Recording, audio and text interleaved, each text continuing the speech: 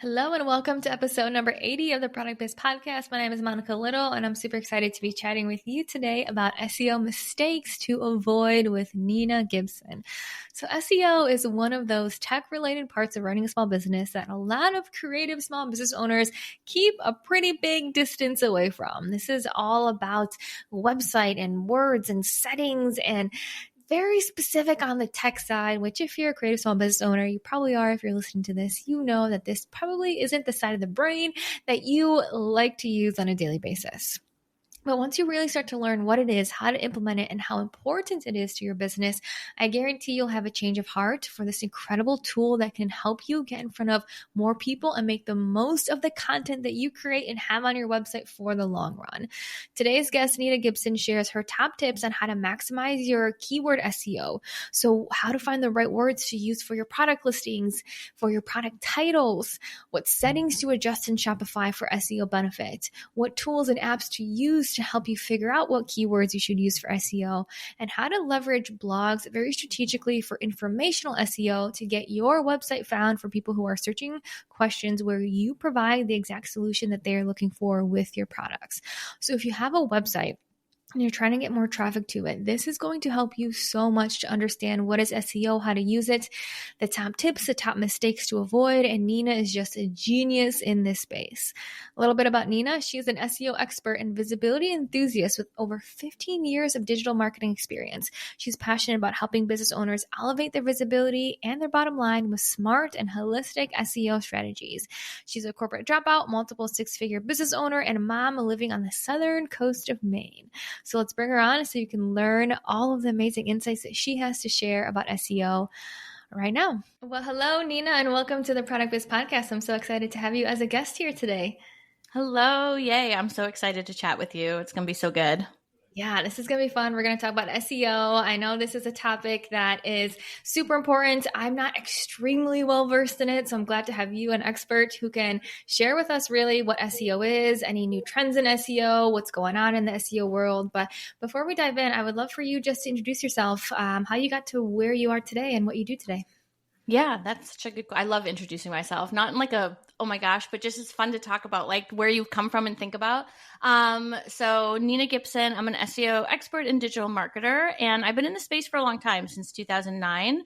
And in 2014, I left my corporate job as an e-com director when I got pregnant with my first child, because I was like, I can't do the crazy corporate hustle and international travel, and went out on my own as a freelancer. And then in the last couple of years, I really pivoted to helping female-owned businesses, sort of master SEO, learn how to leverage it for their businesses, and really take advantage of what I like to call the best kept secret in online marketing. It really is. And here we are today. So yeah, that's me in a nutshell. I love it. So tell me why you're passionate about SEO. I heard a little bit. It's the best kept secret, but why is SEO your jam? I love SEO because it's foundational. It's foundational, and every single business needs it, but especially product-based, right? And everything that you're doing on your website, from, how you structure your navigation, to the products, like your naming conventions, to how you speak to your audience, can be informed by SEO. And I think that this is something people sometimes forget, is that it's a market research tool. It's a content marketing tool. It's a technical website, optimization tool. It's so multifaceted and so underutilized, because so many people are like, oh, it's blogging. Mm-hmm. That's one part of it, but it really has so much more to it than that. It's foundational for your marketing. And that's why I get just so my hands are going all over the place, because it's just one of those things that it can really be an actual needle mover in your business, but it's kind of one of those things too, where it's a super male dominated space. There's a lot of gatekeeping, a lot of techie jargon. And I think a lot of business owners just don't feel like it's accessible. So for me, I'm I want to make this information and this amazing foundational marketing tool accessible to as many business owners as possible. And that's really sort of, I think, where the passion comes from, is bringing it, to business owners and being like, we can do this. We can do amazing things for your brand using SEO.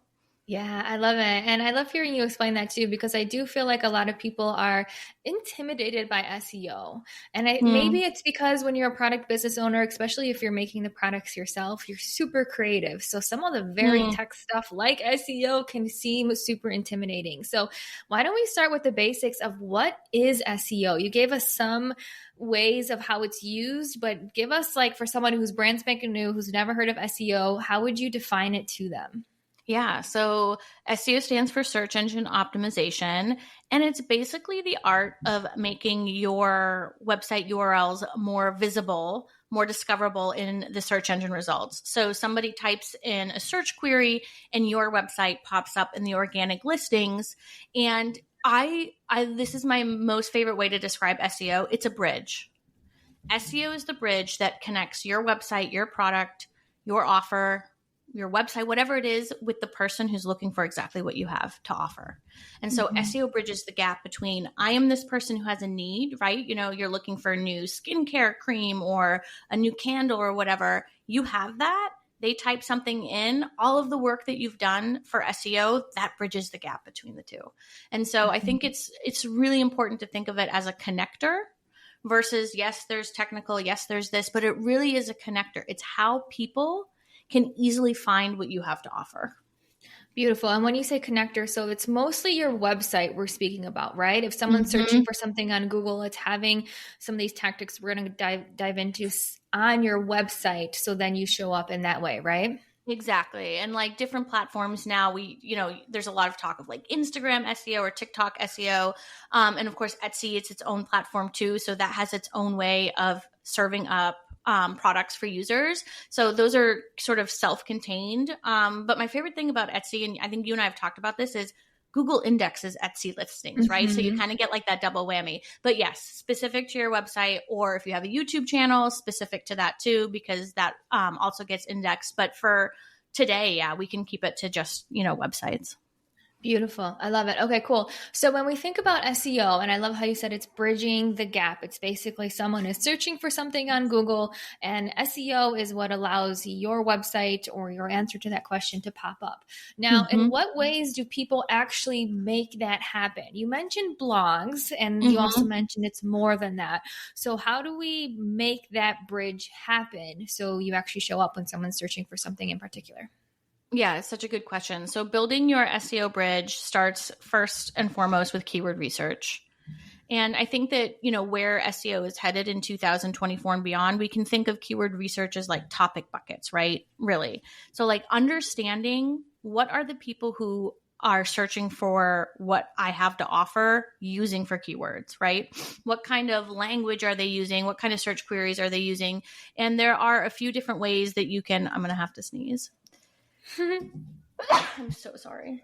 Bless you. There are there are a few different ways that you can find out.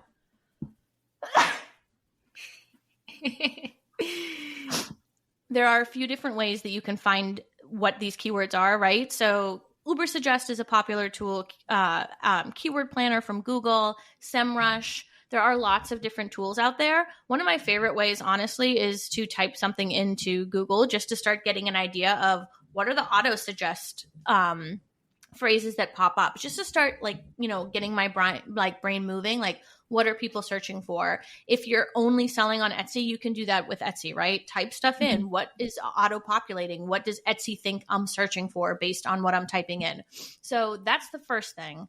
Keyword research. What are they searching for, and what keywords are they using to find it?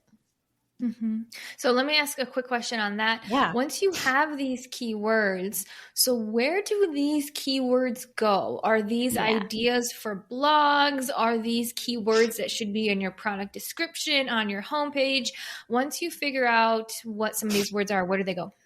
Yeah, so it's a great question. So sort of the second part of building that bridge is, okay, we know what keywords people are using. Now, like you said, we need to use them in the places that make the most sense and are strategic for Google. So the first place that you're going to do that is like your website navigation links, or I refer to as like your global nav. So a lot of times people will put like shop, and it will lead like all the way to their collections pages. We want to be using descriptive terms. So if you sell candles, it's going to be like, mason jar candles and mini candles, making sure that you're using keyword rich links in your global navigation, because they are the most important links on your website. And they are telling Google, this is what my website is about. And then from there, if you have a Shopify site, for example, on your collections page, you're going to want to use that target keyword. Let's say it's mason jar candles, like we just mentioned, as like the H1. And then you're going to want to use it a couple of times, if you have a copy blurb, whatever. And then in your product naming conventions, a lot of times I see product-based businesses and they'll name something like, purple, violet, velvet, whatever. Like I'm just making that up, but it's just like a really obscure name. And this is where that kind of, you have to sort of push the creativity aside a little bit and be pragmatic and be like, okay, this is, the Purple Diva mason jar candle, making sure that you're really being smart with how you're naming your products, because that matters, because then on your product page, you're going to use like the keywords again, right? So whatever scent, let's say it's a vanilla candle scent, you're going to, vanilla mason jar candle, things like that. And then of course, like different keywords have different intent. So informational keywords, for example, are like, how do I fry an egg, right? Or if you're a product-based business, it might be, how do I create a nighttime skincare routine for sensitive skin? So you would write a blog article about that, and that would be your target keyword. Versus something like, retinol night cream is probably a commercial or transactional keyword, meaning commercial, they're mid-funnel, they know what they're looking for, but they're not sure who they want to buy it from, or transactional, they're like, I'm ready to buy. So thinking about, okay, what's the intent behind these terms? And keyword tools will tell you that, right? Like an Uber Suggest or SEMrush, and using those keywords appropriately for where the user is in their buyer journey. Cool. Okay. So help me with this and I know you mentioned a couple of tools to use. So maybe this answer may be just like use the tools and start to figure it out. But when you talk about some of these descriptive words, specifically ones that you're saying should be on your navigation menu, should be the name of your product, in the name of your product, in the categories. So are those mostly just descriptive words? And how specific do you want to get? Because in the example of candles, you can have, like I think you said, mini candle, which you can have on your navigation menu, mini candles. And you can have the Purple Diva mini candle that you mentioned. But I'm assuming that there's probably a lot of mini candles if someone just goes to Google and types in mini candle. So one thing on Etsy, it's like with your keywords, your titles, your tags, be super specific on like the scent, the vessel, etc., because people may be searching for more specific items, but that's very particular to Etsy, because if someone's on Etsy, they know what they want. So what's your overall strategy with SEO and showing up on Google with how specific you want to be, how descriptive you want to be? Is it more general? Is it have some of the details on the actual product page? What's the balance there? Yeah, it's a really good question. So I would think, when you're thinking about your site, let's say you're on Shopify or another e-com platform, your collections or category pages are your broader, right? So they're casting a wider net. So in the example that you just gave, mini candles would be the name of the collections page. And then when you drill down into the individual products, you want to get specific. So it's completely fine for the product name and like the title tag to be, Purple Diva 6-ounce mason jar candle with tin lid. I'm just making that up. Right. Yeah. The product page is where you get that specificity. And, there's I see a lot of product-based businesses have like, a few little things about the product, an image, and then like, a short FAQ, and that's it. The top converting product pages have about 1,000 words or more. Ooh, and if you're playing in like the Amazon space too, even more so. So like, it's really important. People want to know the information. So like in the, and a lot of times people are like, I don't know what to say about it. Of course you do. Create a story about the product, right? You have a story about the product. This Purple Diva scent, is a combination of blah, blah, blah. Talk about where the oils are sourced. Talk about what other products it pairs really well with, right? If you have other candles that you sell, which scents go well together, all of those different types of things. People want the information. They want to know. So giving more information feels counterintuitive because a lot of people don't want to disrupt that buying, right? Funnel. add to cart right up there. People know what to do on a product page. So that's would be my number one recommendation. Such a good question. Be specific on the product page. Definitely. Don't hold back. Yeah, and I love that tip of having 1,000 words on the product page, because with my skincare business, I mean, that's what I did. I had the brief description towards the top, right by the add to cart.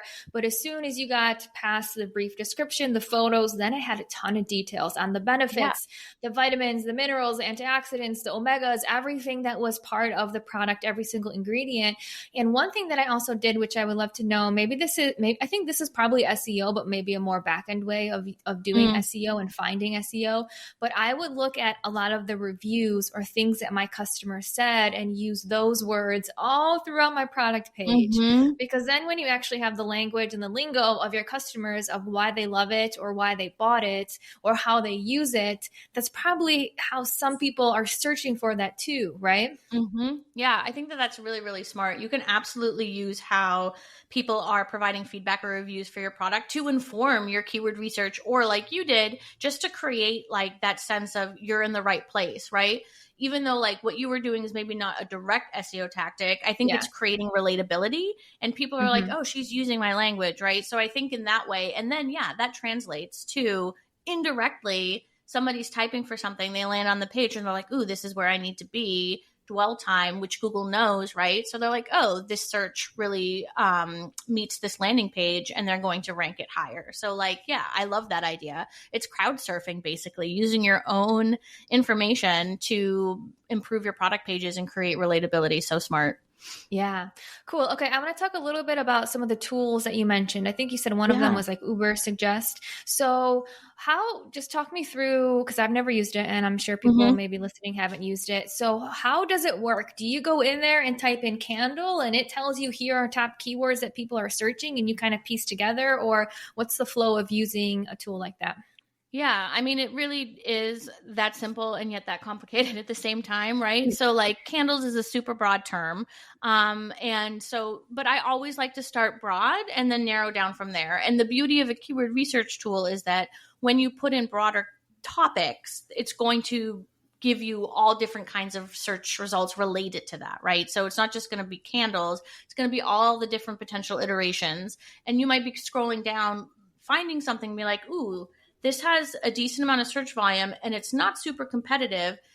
Add that to your list and then dive deeper into that term. Are there other keywords related to that one that's sort of mid-level competitive that I could target, etc.? So there's a methodology, and I think if you're doing it yourself, you just kind of have to start doing it and playing around with it and being like, ooh, this makes a lot of sense.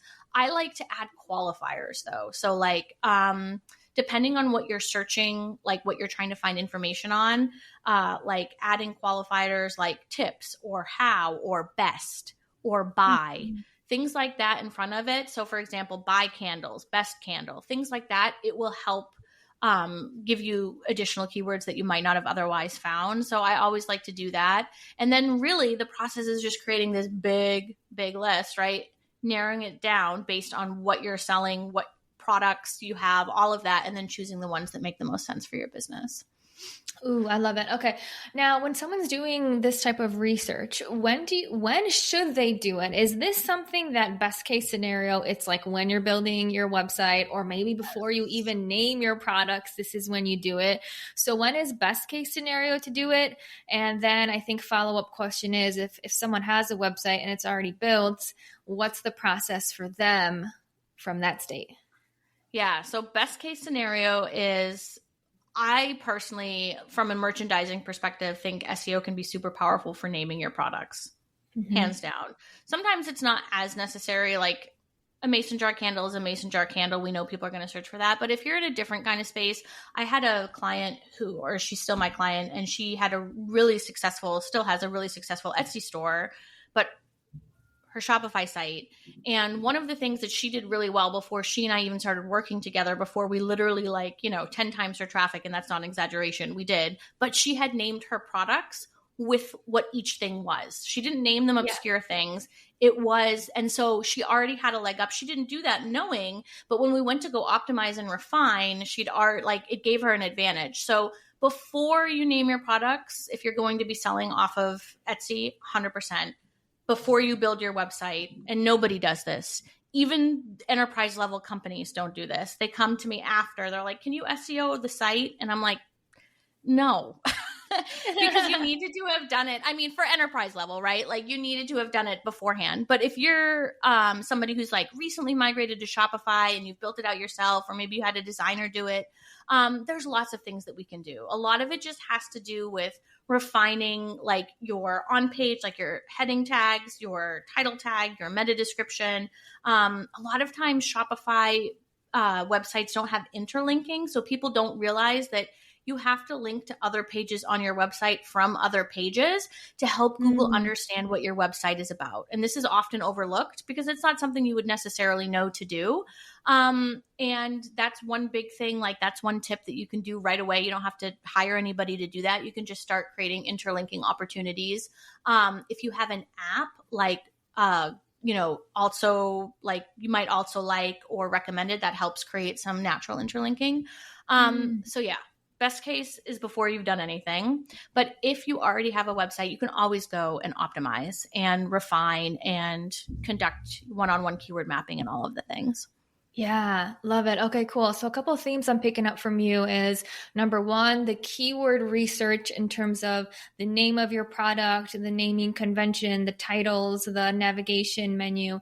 Then what you also mentioned are some of these like intricacies specifically to Shopify or whatever platform, which is the interlinks and how you have things like configured even, I don't know what phrase you said, but what was the meta something? Oh yeah, meta titles, meta descriptions. Yeah, meta description. Yep. So that's how and that's physically adding words that you're telling Google to index you for. Is that what like a meta title and meta description is to some extent?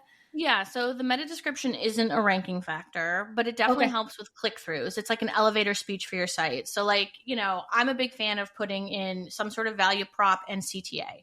So it's that little blurb underneath an organic listing. So, if you're the number one brand for X, put that in there. If you are flipping over for holiday, put your Black Friday, Cyber Monday, like free shipping, whatever, BOGO, whatever it is that you're running.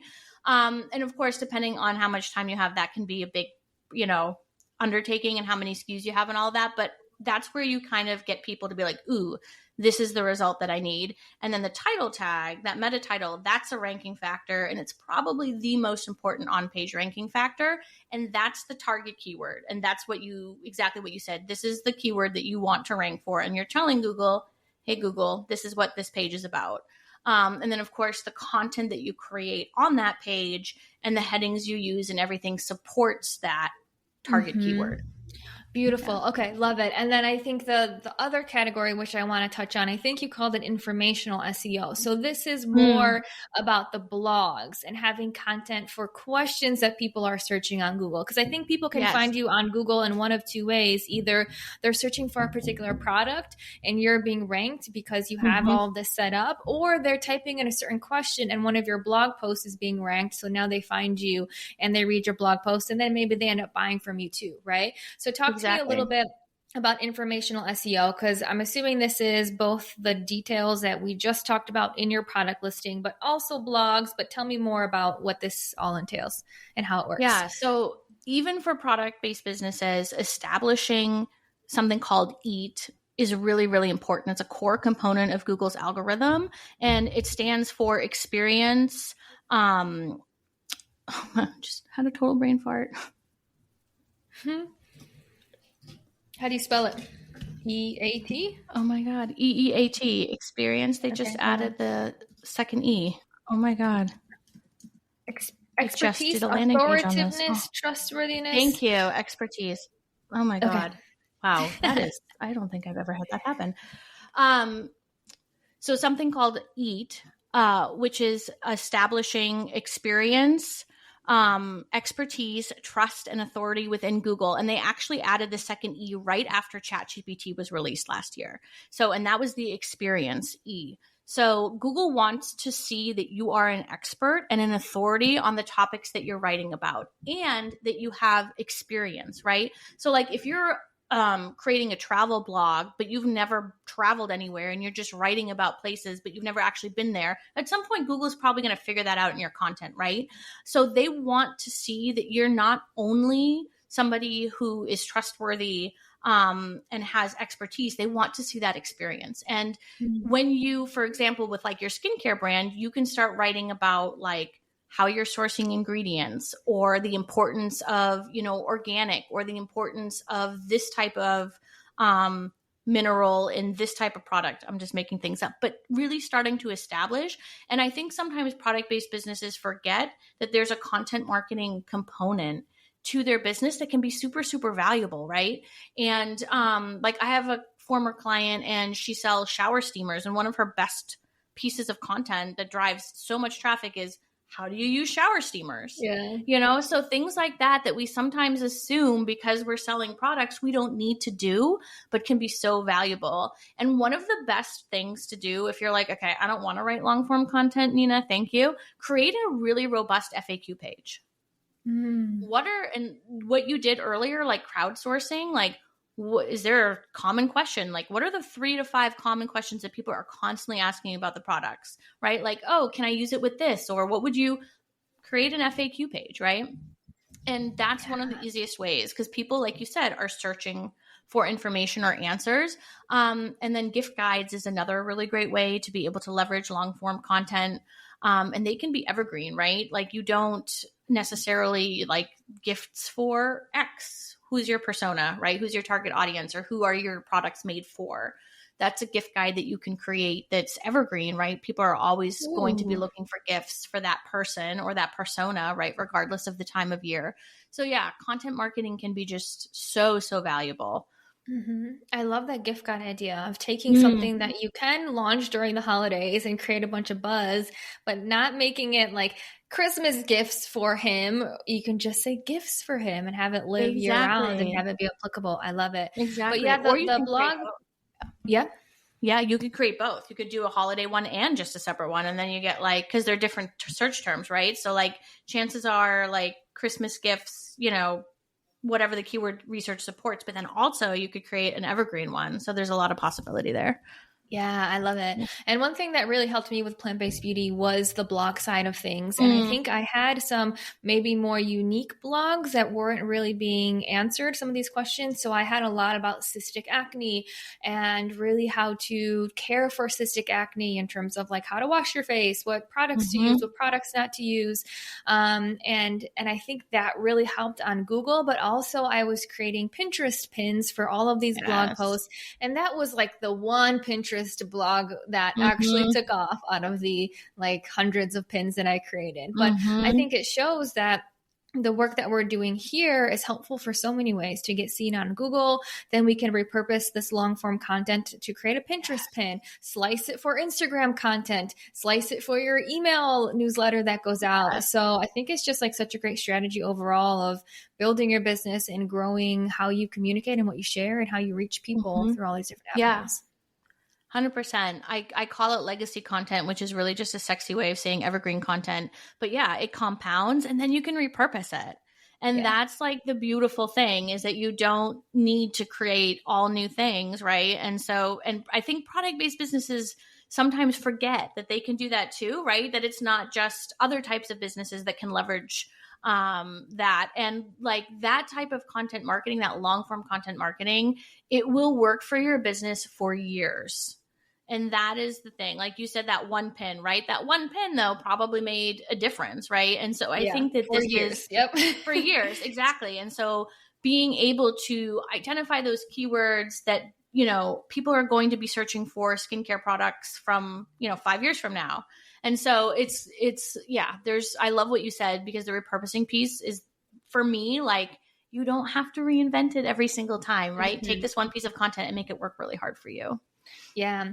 And these tools and apps that you recommended, do they also help with coming up with ideas for blog posts? So not only keywords for maybe your titles, but do they also show you ranking for certain questions that people are searching on Google too? Yeah. So Ubersuggest does this. It's Neil Patel's tool, breaks it down by like questions, so you can see like how to's, things like that. SEMrush does the same thing. Neil Patel actually bought Answer the Public, which is that big spoken wheel where you can put things in. And so you can start to get an idea of what kind of questions people are asking, and then you can try to find keywords that support that. So yes, a lot of those tools help you sort of suss out the questions. Again, this is where you can use qualifiers, right? Like skincare tips, skincare how-to, skincare guides, skincare tutorials, skincare rituals, all those different types of things, depending on your space. You can add qualifiers to like the broad category that your products are based around to help you find those types of questions and those informational keywords that make really epic pieces of content. And one of the things that I will say is, you know, most of the time, like that legacy content or those content pillars, those really juicy pieces of long form content that tend to do really well are how-tos, guides, or what is. So think about it like that, you know, like the ultimate nighttime skincare guide, you know, what is cystic acne and how can you cure it? You know, how to curate an AM, PM skincare routine in your 30s, all those different types of things. So when you're thinking about, okay, I know I want to create some really epic long form content, those three buckets tend to be the best performing. So how to, what is, and guides. Yeah, I love it. And I think one thing to note too for other blog ideas is common questions that your customers ask you. I think that correlates with FAQs that you said. Yes, the FAQ, but one thing that I always did is if I got a question multiple times from different customers, I'm like, this has got to be a blog post. Yes. There's a question on how do I use this, or how often do I apply, or when do I apply this? I'm like, there's got to be an easier way for me to answer them. But also people are searching these questions and trying to figure out maybe in other ways how to use certain products or how to take care of certain types of skin too. But cool. I love it. Last thing I want to ask you is, what are the top mistakes that people make with SEO? And I know we've probably touched on some of them, so maybe reiterate, or if there's anything additional that you want to mention, but what are some of those mistakes businesses make? Yeah. Number one is trying to rank every single page on your site for the same keyword. I see this a lot. So like, you know, using the candle example, like that's the only thing that you're trying to target across your entire site. Google knows that you're a candle site. You don't have to like beat that home, right? So like that's something that I see a lot of across industry. Number two is not utilizing page titles and like the descriptions, right? Just leaving those blank or letting them autofill. Like in Shopify in the collections page, it'll just auto pull from whatever text you have on the page and fill that in. And that's not what you want, right? You want to make sure that you have your target keyword and your description has a nice value prop or CTA. The third thing that I see is thinking 500 words is enough. It's not enough for long form content, you know? And I think that's, I've definitely had my share of clients who get so excited. They're like, I wrote the blog post that you told me to, and they're like 500 words. I'm like, that's a blurb. And so really understanding that when you're creating content to rank in the eyes of Google, if you think about how many millions of pieces of content there are out there, right? There's half strategy, being strategic and picking the kind of keyword that you can realistically rank for. But the second hard part is, am I being helpful? Right? Is this useful? Is this providing value? And I think sometimes we tend to underestimate what exactly value and usefulness is. So that would be one of the big ones is, you know, if you think you've written enough, write another 1,000 words and then see where you're at. So those are sort of the three big ones that I see. And the fourth one I would say is just underestimating the power of it and what it can do for your business. And it's, you know, every single SEO person has probably said this, but it really is a marathon. And I think it's tough because we live in like dopamine, like, you know, a dopamine world. I got this went viral or this. And if, you know, for newer business owners that are listening, I can guarantee that if you put in the work, it will pay off. Maybe not 6 months from now, maybe not even a year from now, but if you're in business for the long haul and you have a 5, 10, 15-year plan for how you want your business to grow, SEO will 100% help you get there. I love it. Those are such good tips. And I especially love that last piece of advice of, yeah, we have to really look at our business from a point of view of not just what's going to get me an instant sale tomorrow. And I think so many people, and I myself have been susceptible to that too, of just wanting that instant gratification. But if you're building a business with longevity and something that will last, it's all of these projects that just take time, but come together beautifully. And I think one thing to mention too is just specifically for something like SEO to work with someone who knows what they're doing, like you, because there's so many intricacies that you've mentioned that I was like, oh, that's interesting. I didn't know that was a thing. I didn't know that had to be set up in a particular way. So can you just tell us how you work with small businesses and how you help them specifically with SEO? Yeah. So I work with small businesses in a couple of different ways. One is with a SEO VIP day. And it's specific for product-based businesses. So it's called the Shopify SEO Sprint. And it's just doing all of the foundational things that you maybe haven't had time to do or you want to do, and getting your business in a place where you're like, okay, I've got the 101 in place, and now, I'm going to move forward and do these other things. And you walk away with a plan and all of these fun things. And then I have a marketing mentorship 6-month program, which is a combination of done for you and just guiding you in terms of like your business. It's for service providers and for product-based businesses. But the done for you component is the big one. We create a lot of content and we do a lot of keyword research and all of that kind of refinement. And it's a very sort of in-depth, like marketing agency in your back pocket type of container. And it's a lot of fun because we get a lot done. So those are my two primary ways. And then I have a lot of other little things. I can include links, but those are the big ones. Awesome. And where can people find out more, and where can they follow along and learn from you? Yeah, you can find me on Instagram at Nina Gibson Co. or on TikTok, which I'm stepping my toe into, Lazy Girl Marketing. That's my TikTok handle, which is kind of a little nod to something fun that's coming. And then at ninagibson.co, which is my website. Love it. Okay, cool. I'll make sure to link it. And thank you so much, Nina, for sharing your expertise and giving us all your knowledge about SEO. This has been such a fun conversation. So thank you for joining me here today. Yeah. Thank you so much for having me.